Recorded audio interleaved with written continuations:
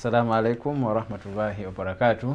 Alhamdulillah wa salatu wa salam ala rasulillahi sallallahu alaihi wa sallam. Dear viewer of Salam TV, welcome you to today's show, the Alhidaayah show that comes to you every Monday at 3 to 4 o'clock.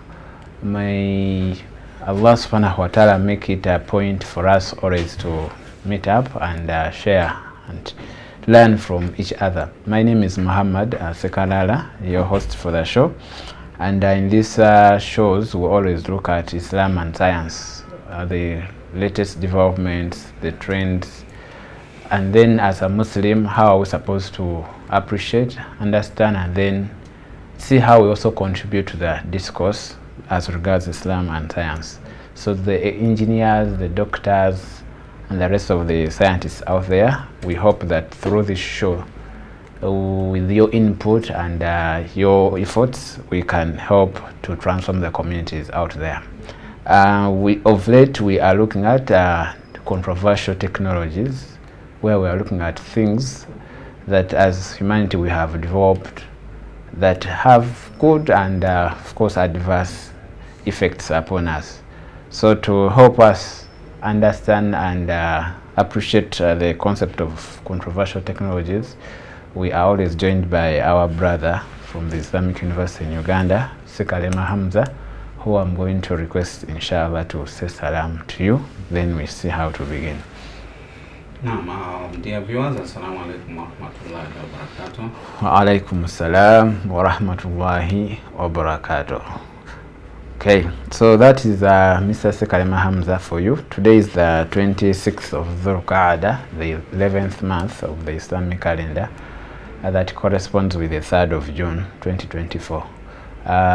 Before we go into the topic of the day, Dhul Qa'dah is the 11th month, meaning we have a few days, about 5 or 4, actually 4 or 3 to come into one of the prime days that we have in the year, or the best of days in the year, which are the first 10 days of the 12th month, Dhul Hajj.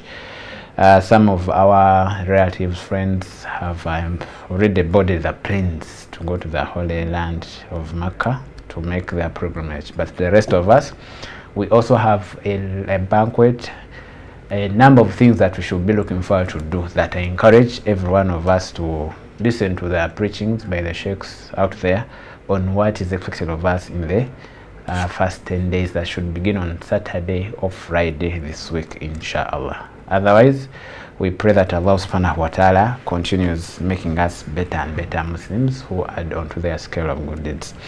Mr. Sekalema, coming back to our topic of discussion, controversial technologies. Today we are looking at nuclear weapons. I'm going to request my producer in the studio to edit the topic a bit, which is nuclear weapons. We saw nuclear energy last week, and I hope those that followed the discussion had an appreciation of it. So when you talk about nuclear weapons, what should the ordinary citizen viewer out there appreciate as a matter of concept? Alhamdulillah, wa salatu wa salam ala rasulillahi sallallahu alaihi wasallam. We begin by thanking Allah subhanahu wa ta'ala for giving us life and for guiding us to the great religion of Islam. Because this religion of ours opens up the entire scope of knowledge to the believers, and the system encourages us to think very deeply about what we see around us, to innovate and to do so many things. That's why the golden age of science essentially came when the Muslims were in control of that entire section of the world, from Spain up to China.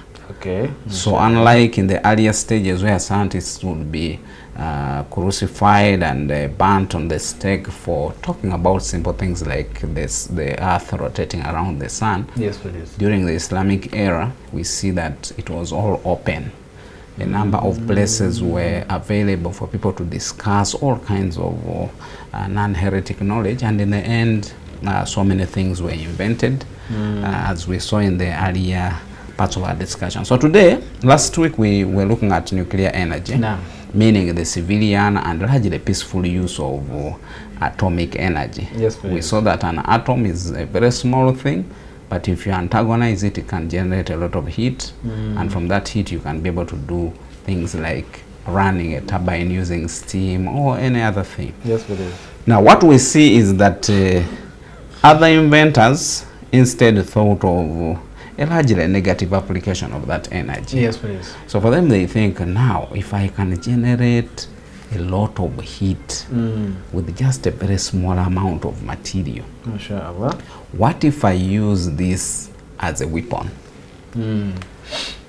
Because the whole concept of bombs, I have a small package which can explode and destroy what I need to destroy. Yes, please. So we have bombs therefore on a very small scale, ones that can level one building, others that can level just a human being. Okay. But now a time came when people envisaged bombs that can even be able to level an entire city in one strike. So those ones are what we call the nuclear weapons. So the operational concept is the same. You have a small amount of radioactive material or a very unstable substance like uranium. Okay. You disturb it a bit and it creates a very large chain reaction involving a lot of heat. So the only time when human beings have used these bombs, they were used by the Americans, the government of USA, when they were fighting the Japanese during the Second World War. Okay. The Americans claim that the use of those weapons was necessary in order to reduce the number of casualties. So for them, they allege that had they invaded Japan like in a normal way, you land your forces on the island, infantry called amphibious, you come from water, then you land and you start fighting. For them, they claim that there would have been a lot of death within their ranks, and possibly the war would have gone on a lot longer. Okay. So what did they do? They dropped 2 bombs. The first one was dropped on Hiroshima. the city of Hiroshima on August the 6th, 1945.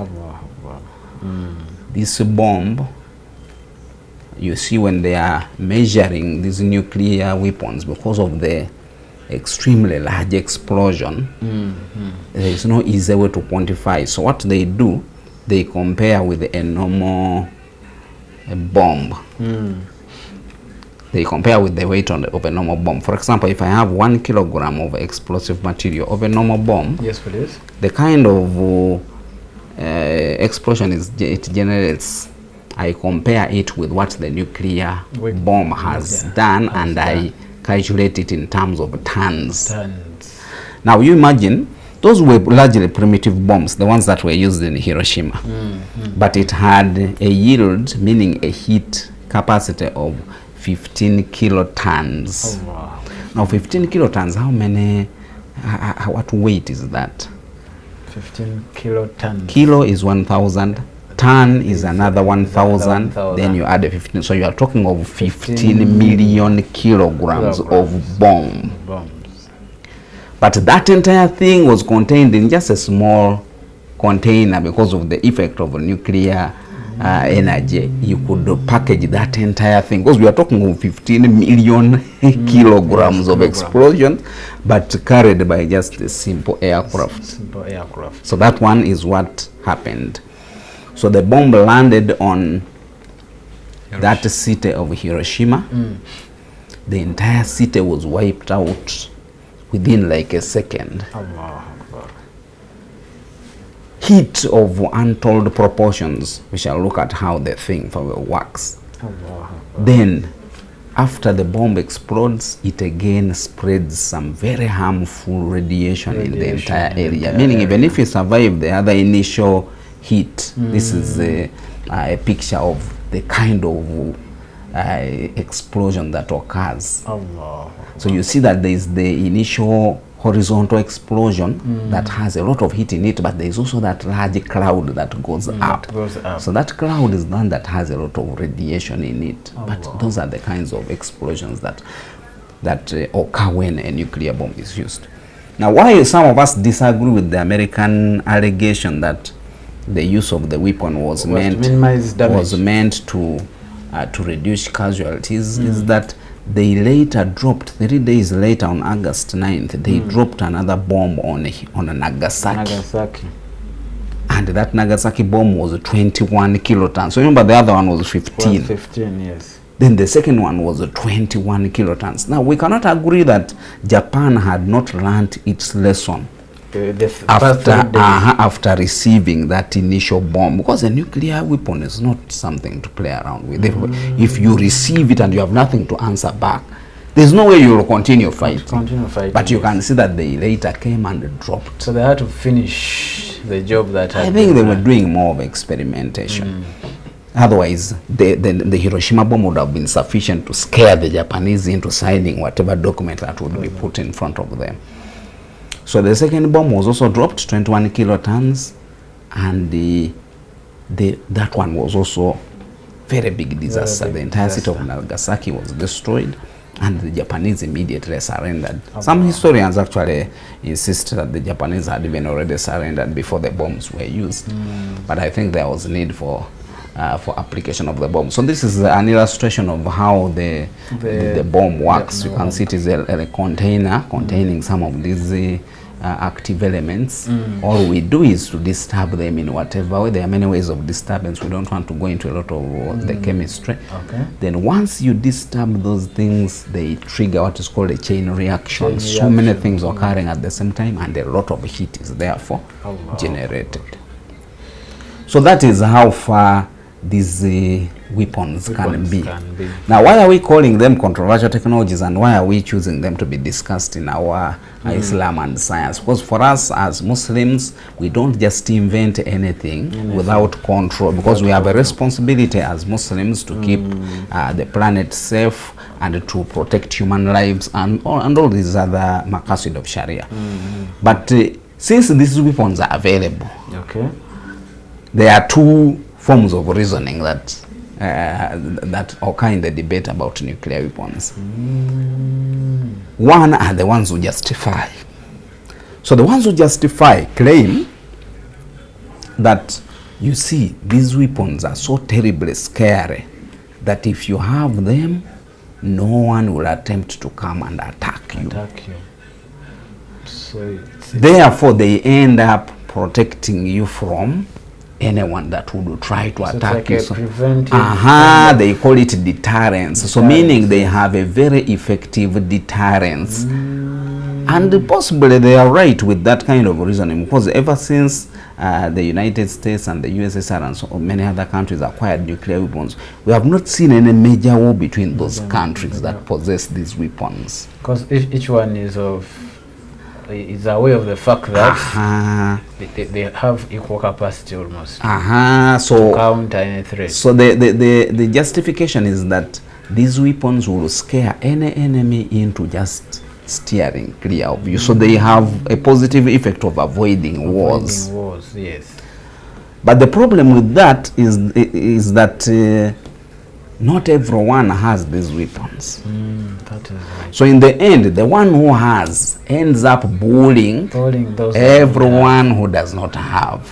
So the entire reasoning that the weapon actually stops wars is reduced to zero, because ultimately the one that has this weapon ends up bullying very many others, except the ones that do have. Because you can see the United States, for example, has invaded very many of these Muslim countries that don't have any major nuclear weapons, but it has a lot of controversy with the North Korea, but they have not invaded that country, possibly because they have those very scary weapons. So it works as a deterrent, but it has not ended wars. A very big part of the world is full of all these wars that are endless.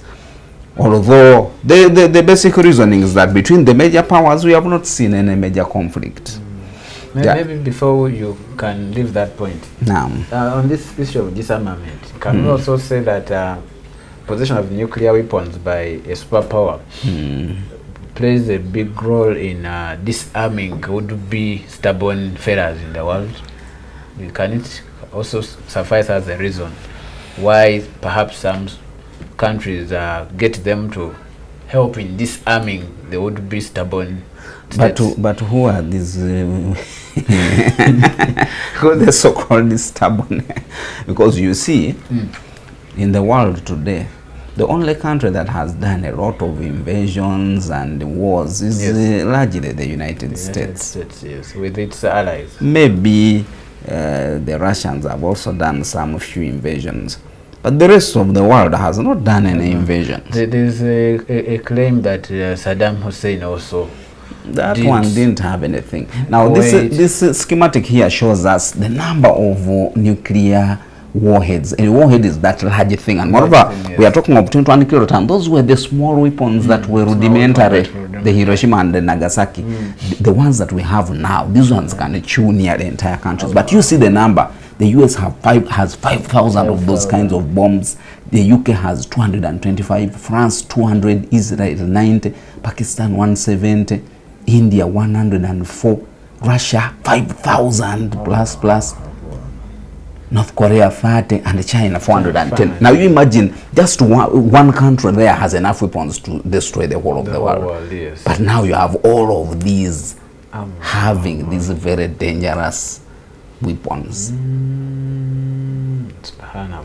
So meaning those countries have the capacity to destroy this planet multiple times if they release what they are having. They also have the capacity to bully the rest of us that don't have. So the whole idea of this one should police the other.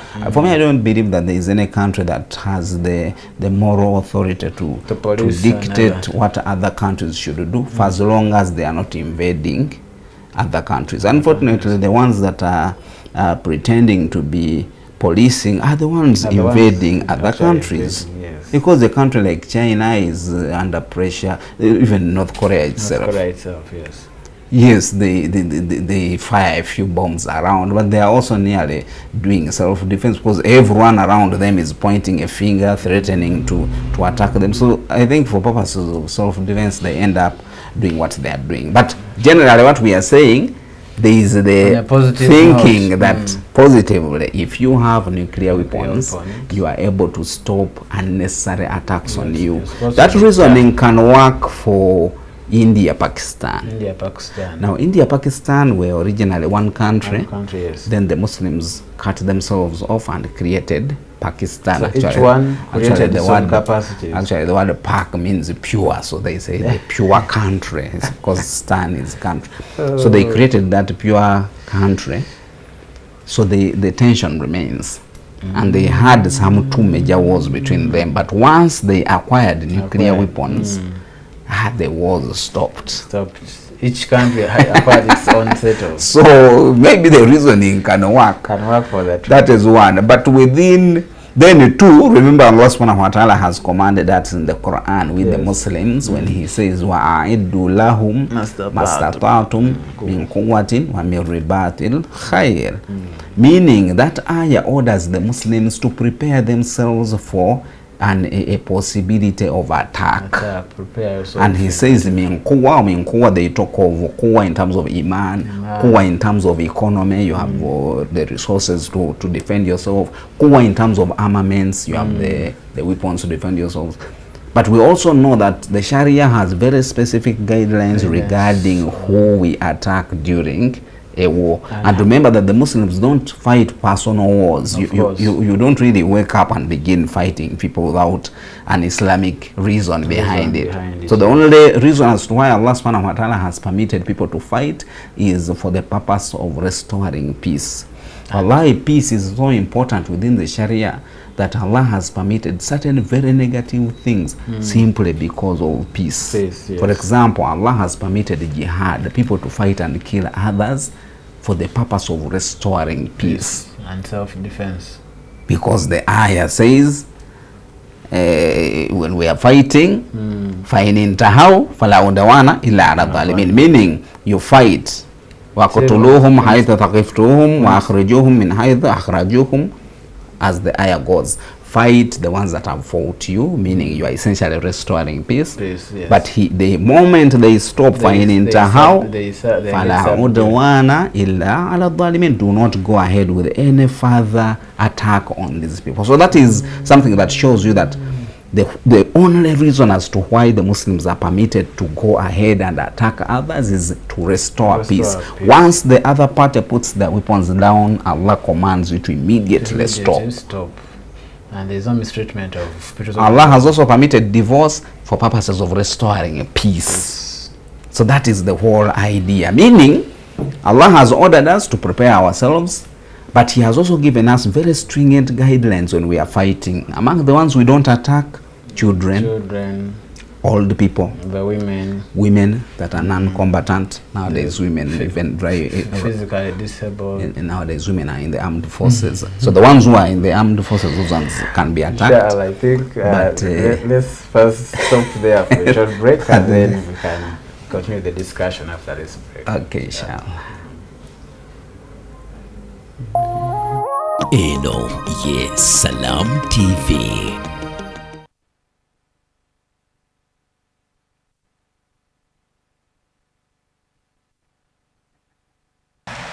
A number of pilgrims are scheduled to travel through Entebbe International Airport to Mecca from 1st to 7th June 2024.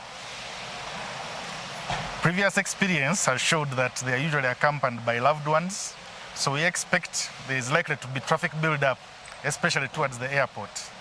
As a result, we use this opportunity to appeal to traveling passengers, especially departing passengers, to plan for more time, so as not to miss flights. We expect a total of over 1,600 pilgrims to travel through the airport. They will be using various airlines, including Ethiopian Airlines, Fly Dubai, Emirates, Uganda Airlines, among others. We have designated a specific area in the general car parking where they will converge, and a huge tent has been erected where they will be briefed prior to boarding aircraft. We have also put in place measures working hand in hand with the Uganda Bureau of Hajj Affairs to provide stickers to the traveling pilgrims and their accompanying Hajjis and Hajjats. It is only vehicles that have those stickers that will be allowed to proceed beyond the search park at the airport road. The other accompanying vehicles will be directed to the playground to wait from there. This is aimed at reducing the amount of traffic within the airport. Whenever we have many people at the airport, even the number of people paying for parking increases.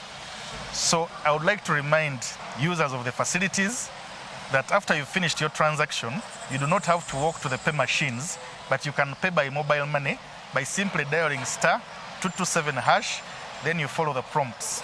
You will be required to enter your number plate and pay the amount that will be indicated. It is easier and more convenient.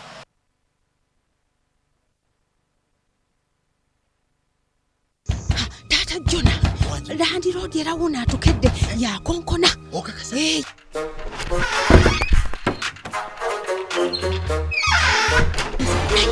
Tusawo kubeera mu dduka lwaki tetugenda mu Infotrust Property Consultancy ne tutandika mpola. Infotrust Property Consultancy balina ettaka ku nguudo zonna n'ebibuga byonna era nga poloti zaabwe zitandikira ku $1.3 ezitali za kyapa so nga ate ez'ekyapa zitandikira ku $12 era bakkiriza n'enkola eya kibanja mpola. Infotrust basangibwa Kamwokya Kira Road poloti 87 nga waakava ku Rubis Petrol Station. Essimu 0709 98 19 37 oba 0774 3 23 5. Infotrust for the humble beginners.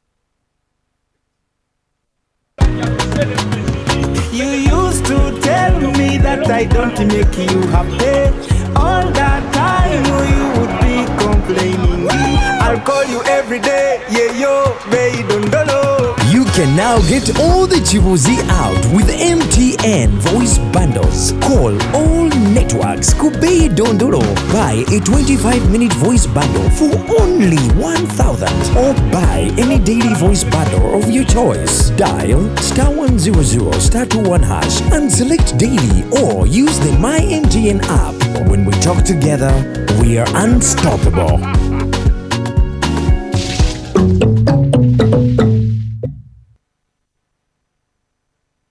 Explore, enjoy, and dance to the latest content, beats, and kawozi from Uganda and beyond. Simply go to your Play Store or App Store right now, find Afro Mobile, download it straight to your phone, and get started. Is it TV you want? Simply open the app, click on TV, select the channel you want, and watch live.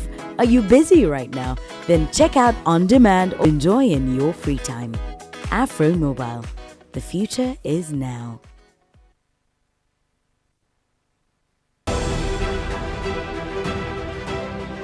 I'm one of the scientists now doing research on plastic technology recycling, where we can be able to produce other products from plastic waste.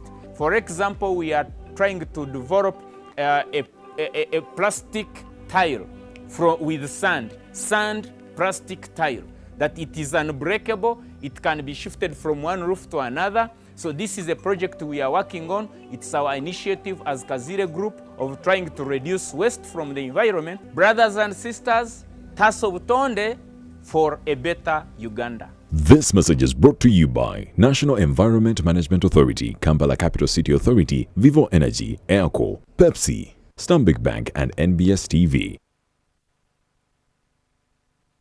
The government of Uganda, in collaboration with the International Telecommunication Union, ITU, welcomes you to the Global Symposium for Regulators, GSR 24, taking place at the Speak Resort and Convention Center Munyonyo in Kampala from July 1st to 4th, 2024. The Global Symposium for Regulators is an annual event organized by the International Telecommunication Union, ITU. The GSR brings together 700 international delegates, including the world's telecommunication and information communication technology regulators, policymakers, and industry stakeholders. Let's work together to promote regulation for impact. Welcome to GSR 24 Kampala. Eno ye Salam TV.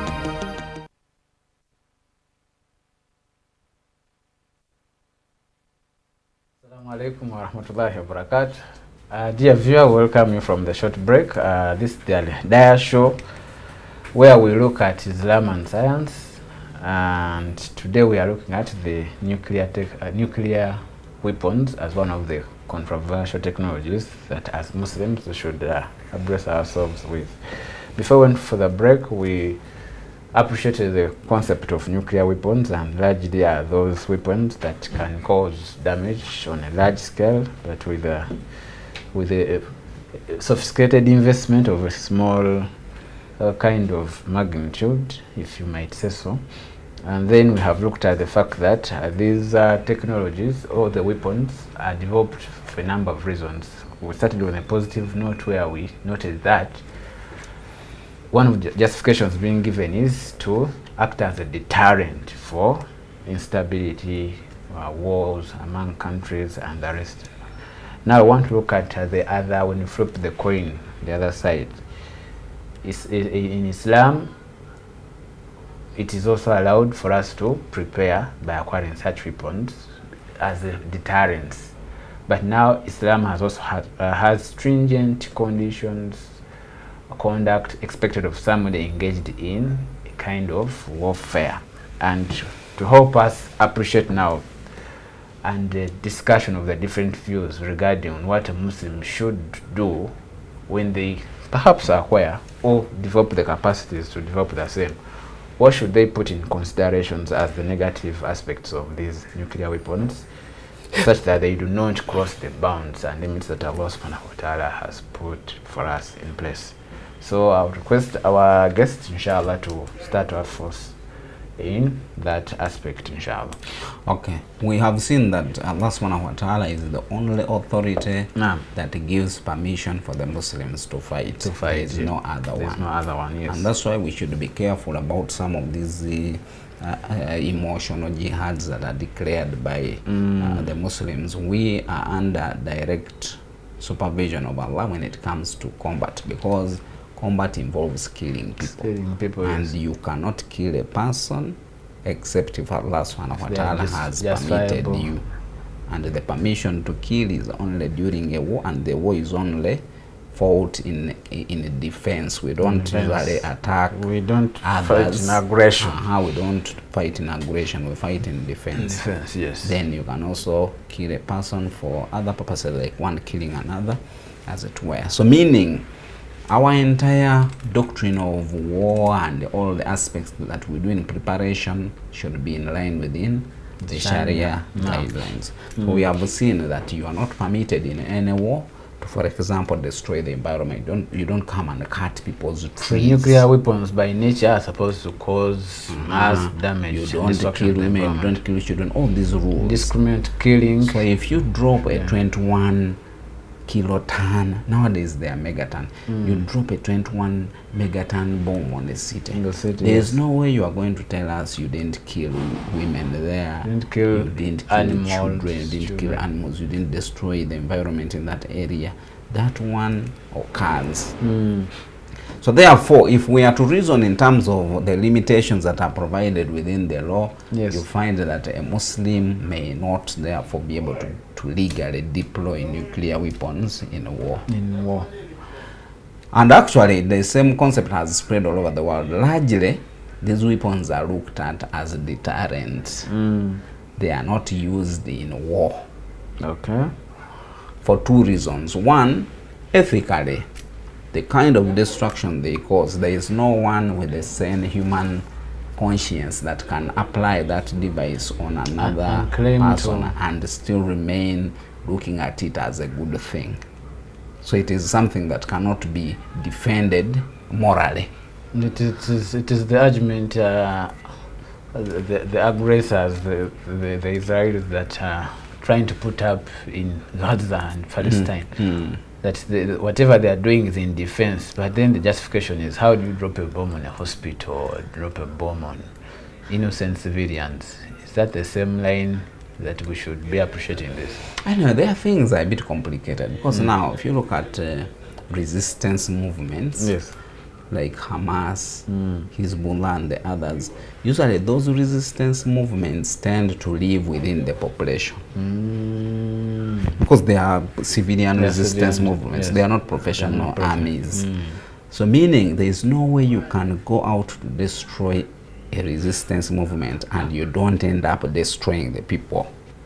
Then how about going for one-on-one combat? There is no one-on-one because you can't properly differentiate. When for example, Hamas is doing some videos to show who they are, they put on uniforms.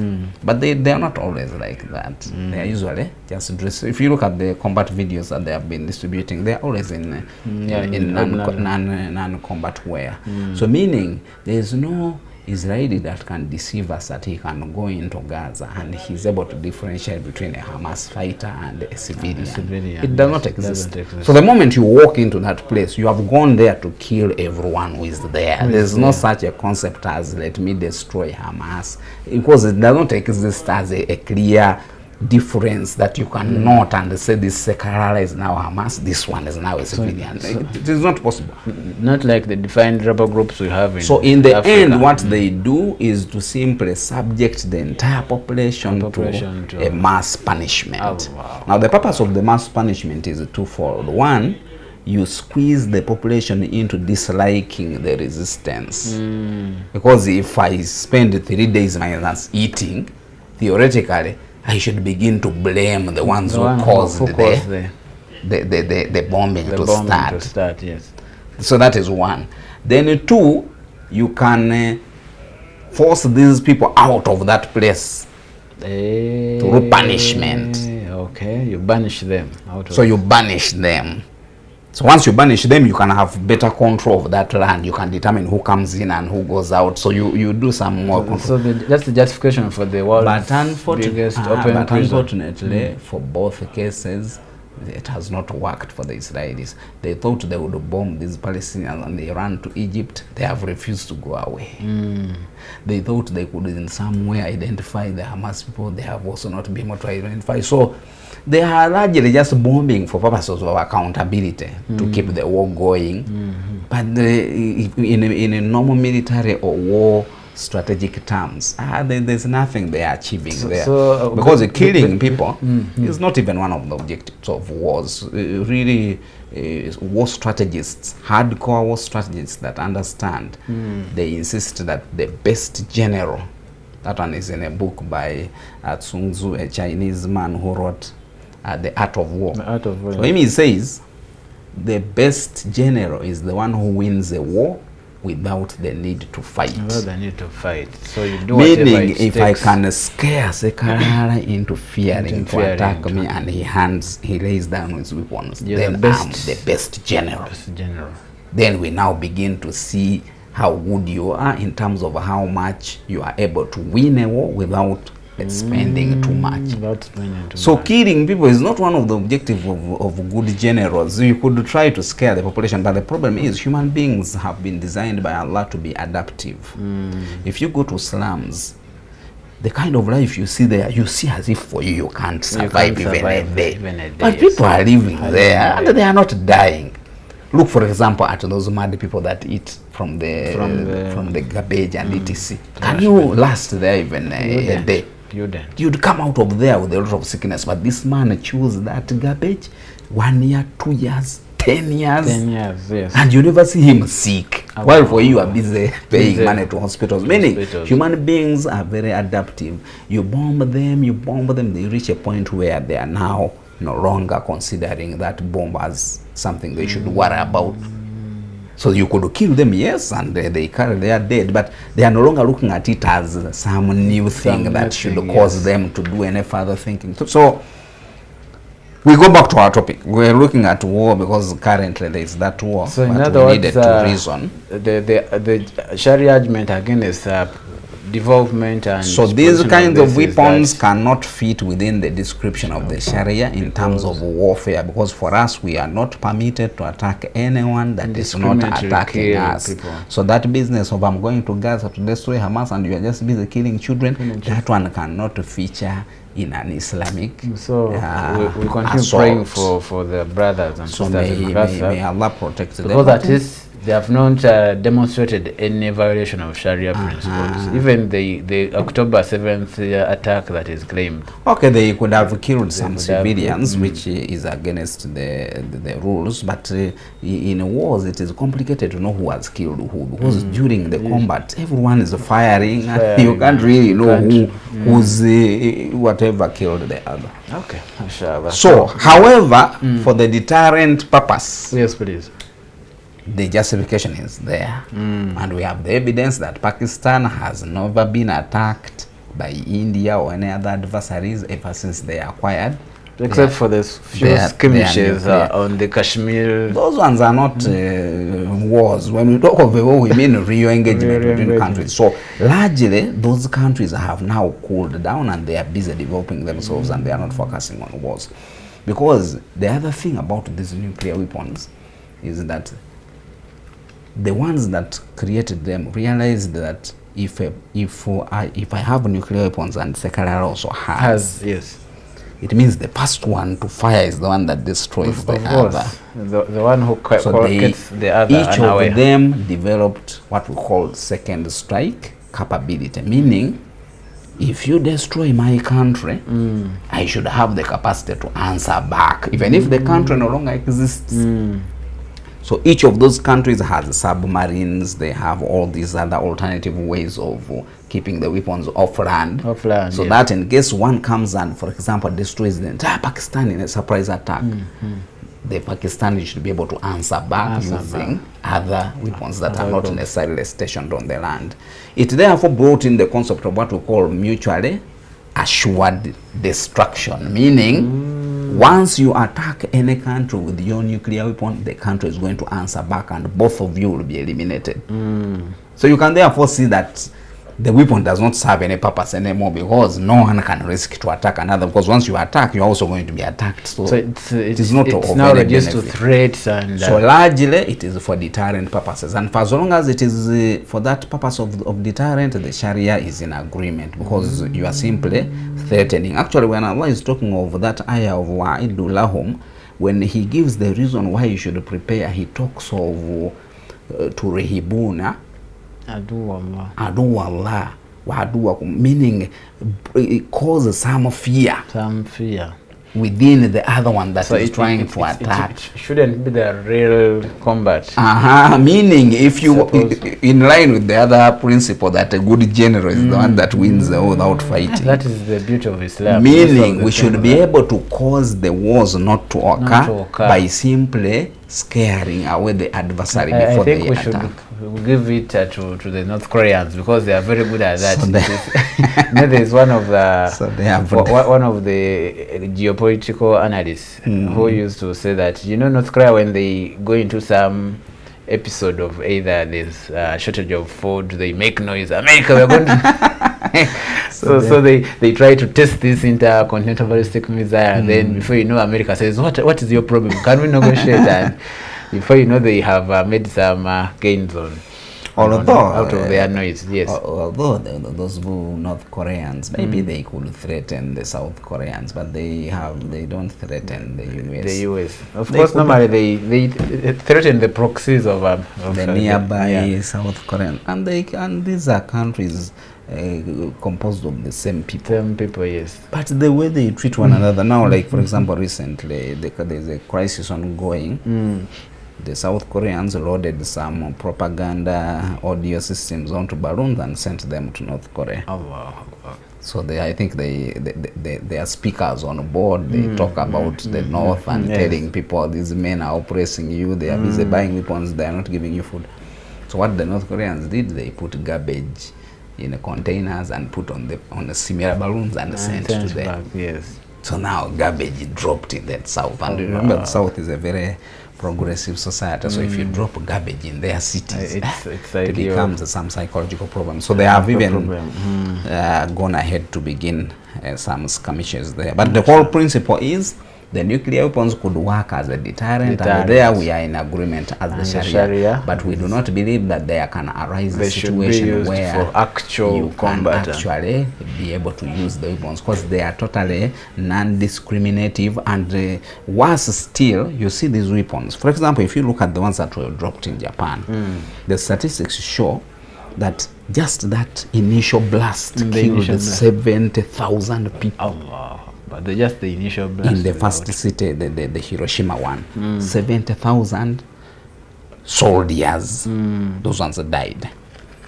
Okay, 70,000 people, 20,000 of whom were Japanese soldiers. Then interestingly, there were some 20,000 Korean laborers, people who were being used by force to work for the Japanese army. They were also killed. So 70,000 in just one day. Just one day. Imagine the Gaza war. They have bombed it, but we are still at 40,000, 35, 36,000. So you can see that even after months and months, it's very hard to get to 70,000 within just one day. Then when we went to the Nagasaki one, it was 109,000. So the two bombs combined, you end up with the very large figure of people that are dead. Then on top of that, once the initial blast occurs and it burns everything, and remember the heat that comes out of this is not this normal heat of sigiri. The temperatures themselves are extremely high to the level that it tends to vaporize even metals. Meaning if the other heat goes through a building like this one, the building does not just collapse like the Wenobo bomb. It simply vaporizes. The building turns into just gas due to the kind of temperature involved. So after that initial hit that destroys the majority of things, you now get this radiation that begins to flow in the area. So that radiation will continue to harm people for years and years. It said up to now there are some kids that are being born. So you can see that this thing, apart from even injuring the initial people, if at least if it was killing very many people initially and the thing stops there, we could say maybe. But now, generations and generations, even later, people continue to suffer the effects of this radiation. So you can see that within the Sharia, there is no way we can find room for the usage of that kind of weapon, except possibly as a response. Maybe if one drops something on Pakistan, they could do a revenge because there are ayats that could permit. But them. The whole concept is no need for those kinds of weapons. So meaning the wiser way is let's stick to the civilian use, like we were looking at nuclear energy. But otherwise the weapon side, it does not augur well with the morality of a civilized human society that one would do. But as we conclude, unfortunately, countries like the US are beginning to rethink the way these weapons are deployed. Yes. So for them, they are saying now, these big bombs, they are useless because you can't use them. You can't use them, yes. But what if I create smaller ones? Meaning, instead of the other one which destroys a whole town, if I can have one which can destroy a village, I can destroy that one village in 1 second. And in the end, I won't have the other moral problem that was there for the very large bombs. So they are beginning, therefore, to develop what we call tactical nuclear weapons. For example, if I want to destroy a bunker, I can apply that kind of bomb. So when we see these weapons now being scaled down to applicable purpose, we begin again to worry, because even if the bomb may be smaller and it's not destroying the entire town, the radiation and the other bad effects remain. Yes. So if these weapons now are reduced to the level of being applicable in wars, we should instead worry, because at least the other big ones, no one was thinking of using them in a combat situation. They were largely for deterrence. But we see now, slowly by slowly, a situation where these countries are beginning to think of reducing these weapons to a level where they can be applicable in a war. And this is not good at all. So within the Sharia, we encourage only the deterrence, and we do not agree with the use of indiscriminate killing of people, because Allah subhanahu wa ta'ala has prohibited it. Inshallah. Thank you very much. Viewer, we are looking at controversial technologies in the Islamic sphere, and one of them we've looked at today is the nuclear weapons. And we have noted that as a basic principle of Sharia is that we are not allowed to kill or destroy indiscriminately.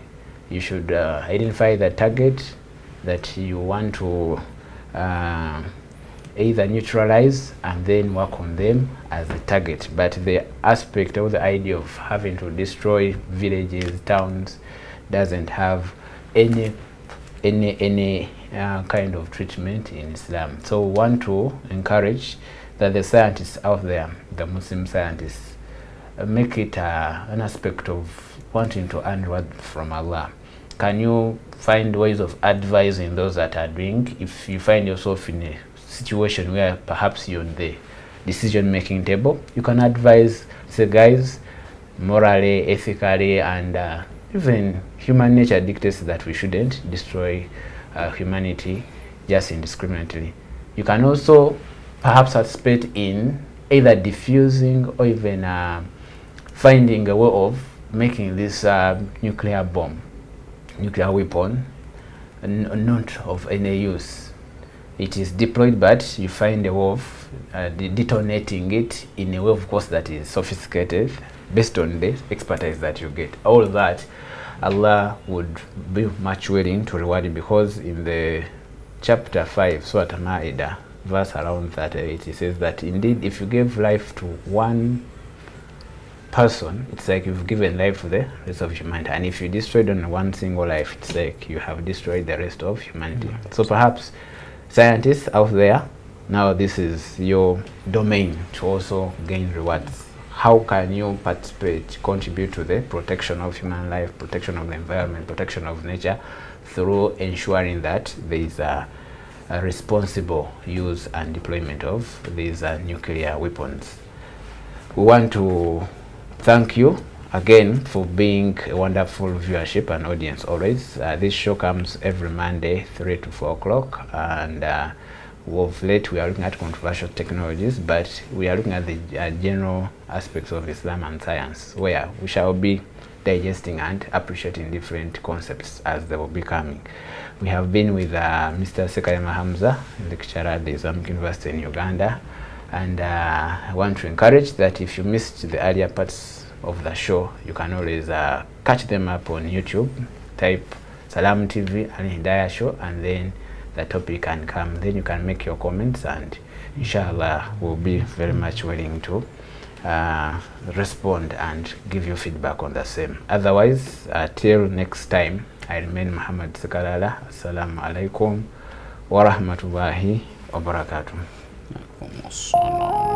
Eno, yes, Salam TV.